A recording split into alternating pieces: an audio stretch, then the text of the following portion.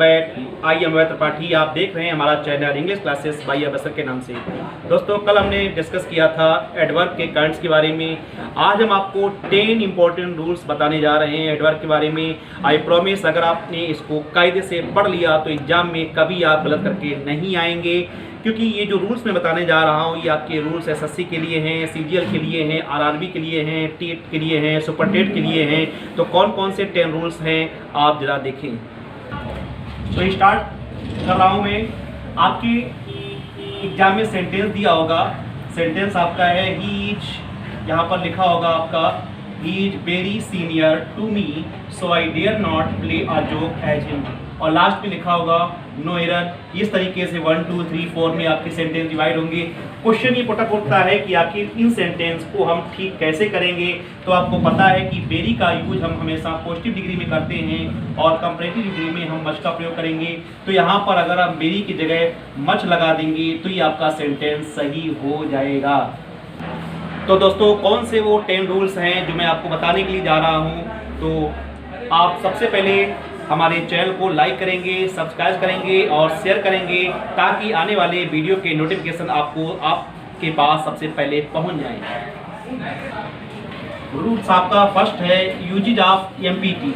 अब ये एमपीटी क्या होता है, कुछ हमारे दोस्तों को पता होगा एमपीटी के बारे में, कुछ लोग पहली बार सुन रहे हैं। तो आखिर ये एमपीटी का रूल्स क्या है। आपको पता होगा किसी भी सेंटेंस की जो स्ट्रक्चर होती है वो आपका सब्जेक्ट, वर्ब और ऑब्जेक्ट होता है। अब इस सेंटेंस को करेक्ट करने के लिए हम इसमें मैनर, प्लेस और टाइम का यूज करते हैं। एम मीन्स मैनर, पी माने प्लेस, टी माने टाइम। मैनर को हम हाउस से निकालते हैं, प्लेस को हम वेयर करके क्वेश्चन पुट करके पूछते हैं और टाइम में मेन क्वेश्चन पुट करके पूछते हैं। अब मान लीजिए आपका कोई सेंटेंस दिया गया एग्जाम में, Radha danced in the school last night. अब देखिए सबसे पहले क्या आएगा, मैनर। तो यहाँ हाउ क्वेश्चन पुटअप करेंगे। तो हाउ क्वेश्चन पुटअप करने से आपको पता लगेगा कि सेंटेंस आपका गलत है। अगर इस सेंटेंस को यहाँ पर इस तरीके से लिख दिया जाए, राधा डांस्ड ब्यूटीफुली, ब्यूटीफुली आपका जो है मैनर हो गया, और इन द स्कूल ये आपका प्लेस हो गया, लास्ट नाइट ये आपका जो है टाइम हो गया। तो देखिए अब सेंटेंस में सब्जेक्ट, वर्ब, ऑब्जेक्ट के बाद आपका मैनर दिया गया है, माने राधा डांस्ड ब्यूटीफुली, यहाँ पर मैनर हो गया। अब आपका जो है प्लेस आएगा तो इन द स्कूल आपका प्लेस हो गया। इसके बाद आपका टाइम आएगा तो आपका लास्ट नाइट टाइम हो गया। तो आपका सेंटेंस हो जाएगा correct, Radha danced beautifully in the school last night. Rule second देखिए आप। आपको पता है कि इनफ आपका एडवर्ब भी है और इनफ आपका एडजेक्टिव भी है। क्वेश्चन ये पुटअप होता है कि एडवर्ब में इनफ का प्लेसमेंट कहाँ पर होना चाहिए और एडजेक्टिव में इनफ का प्लेसमेंट कहाँ पर होना चाहिए। अब आप देखेंगे used as an adverb after the word in qualify, माने एडवर्ब का प्रयोग आफ्टर द वर्ड, और used as an adjective before the word, adjective का प्रयोग बिफोर द वर्ड करेंगे। यहाँ पर एग्जाम्पल आप देखेंगे, they are enough rich to help the poor. अब देखिए यहाँ पर जो इनफ दिया गया है वो आपका एडवर्ब है और रिच आपका दिया गया है वो आपका एडजेक्टिव है। तो ये सेंटेंस आपका गलत है।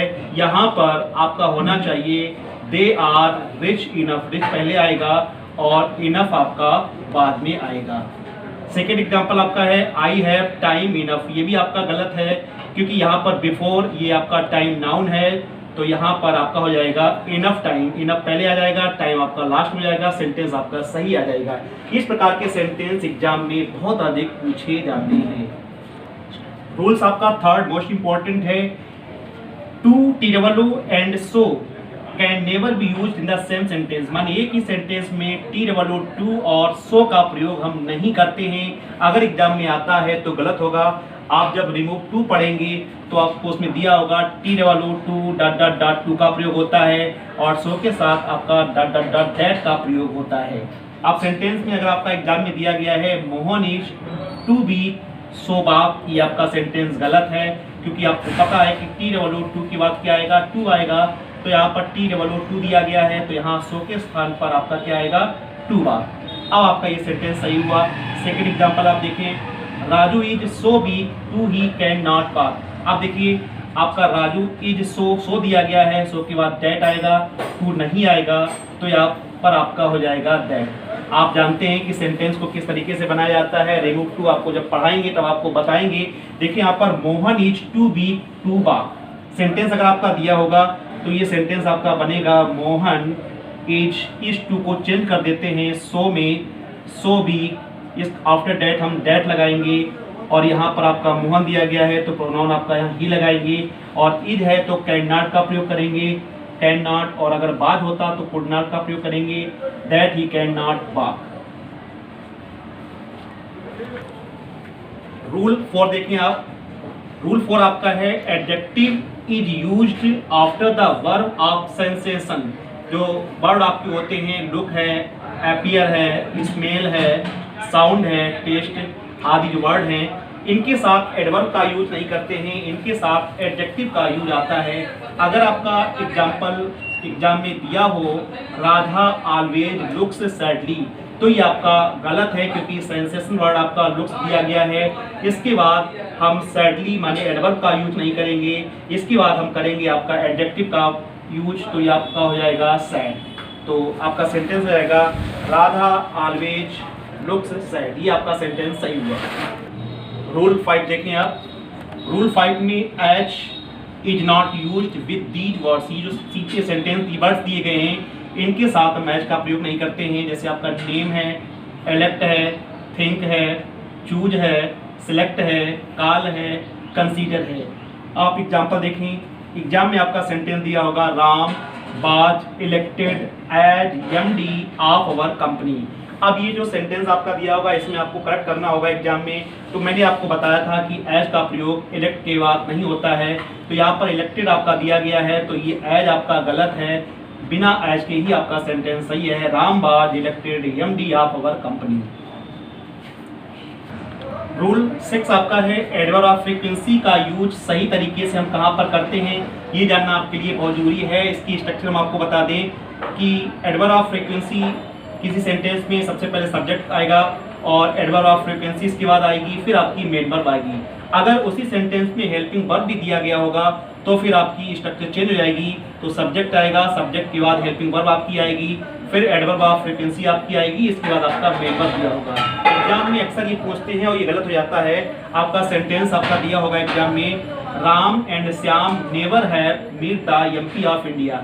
अब देखिए यहाँ पर जो हेल्पिंग वर्ब आपकी दी गई है ये नेवर से पहले दी गई है जो गलत है, तो आपका सेंटेंस हो जाएगा Ram and Shyam have never. ये आपका यहाँ पर आ जाएगा, तब आपका सेंटेंस सही बनेगा। सेकेंड एग्जाम्पल आपको देखिए दे रैन ऑलवेज फास्ट। अब ये सेंटेंस पढ़ने में भी गलत लगता है, बड़ा अटपटा लग रहा है, तो ये सेंटेंस आपका हो जाएगा दे रैन फास्ट ऑलवेज। रूल 7 देखिए आप। Whenever a sentence start with an adverb like आपका never है, no sooner है, hardly है, rarely है, scarcely है, here है, there है, seldom है, away है आदि हैं, तो हम यूज लॉ ऑफ इन्वर्सन का प्रयोग करेंगे। यूज लॉ ऑफ इन्वर्सन क्या होता है? सबसे पहले वर्ब प्लस सब्जेक्ट आपका आएगा। सेंटेंस आपका दिया गया एग्जाम में no sooner the teacher had come than the students kept silent, तो ये आपका हैड यहाँ पर गलत दिया गया है। आप कमेंट्री सुनते होंगे, कमेंट्री में आपको आप ज़्यादातर जैसे सेंटेंस आपका दिया गया अब फिंगर्स गोज गलत है, कमेंट्री में कहा जाता है अब गोज फिंगर्स, तो ये आपका ये सेंटेंस सही है। नेक्स्ट आपका रूल है use of hard and hardly. देखिए एग्जाम में हार्ड और हार्डली के बारे में क्वेश्चन आपको 100% मिलेगा और ये क्वेश्चन प्रायः हम गलत करके आते हैं। हार्ड और हार्डली में क्या अंतर है? Hard is both an adjective and an adverb, माने हार्ड आपका एडजेक्टिव भी है और एडवर्ब भी है, लेकिन हार्डली आपका only adverb. Hardly is only adverb and used in negative sense, और हार्डली का प्रयोग हम केवल नेगेटिव सेंस में करते हैं। हार्डली के बाद हम ना तो नो लगाते हैं ना ही नॉट का प्रयोग करते हैं। एग्जाम में आप देखिए, अगर आपका एग्जाम्पल दिया होगा, एग्जाम में सेंटेंस दिया होगा करेक्ट करने के लिए hardly work always brings success. अब ये हार्डली यहाँ पर इसका अर्थ नेगेटिव में हो गया जो आपका गलत है, तो यहाँ पर हार्डली के स्थान पर हार्ड आपका आएगा। अब आपका सेंटेंस सही होगा hard work always brings success. Second example आप देखें Raju can not succeed because he levers hardly. अब यहाँ पर ये हार्डली माने मुश्किल से इसका अर्थ होता है जो गलत है, तो यहाँ पर सीधा सीधा हो जाएगा लेवर्स हार्ड। ये आपका सेंटेंस अब सही हो गया। रूल 9 देखिए आप।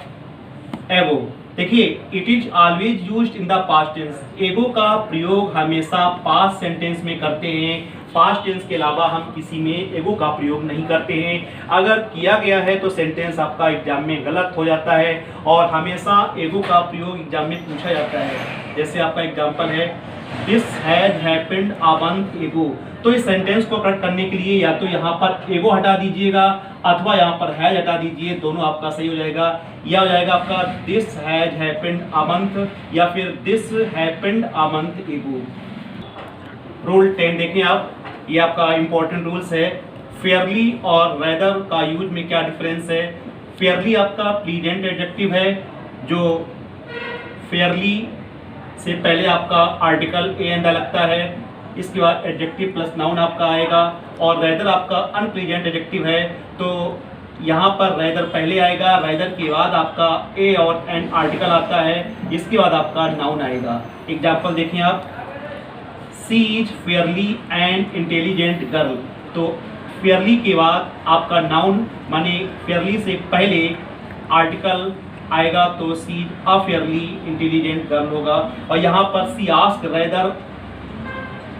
आस्क रेदर डिफिकल्ट क्वेश्चन, तो रेदर के बाद एन आता है, तो यहाँ जाएगा she ask rather a difficult question. दोस्तों, ये जो अभी हमने आपको एडवर्ब के जो रूल्स बताए हैं ये आपके लिए बहुत ही हेल्पफुल होंगे।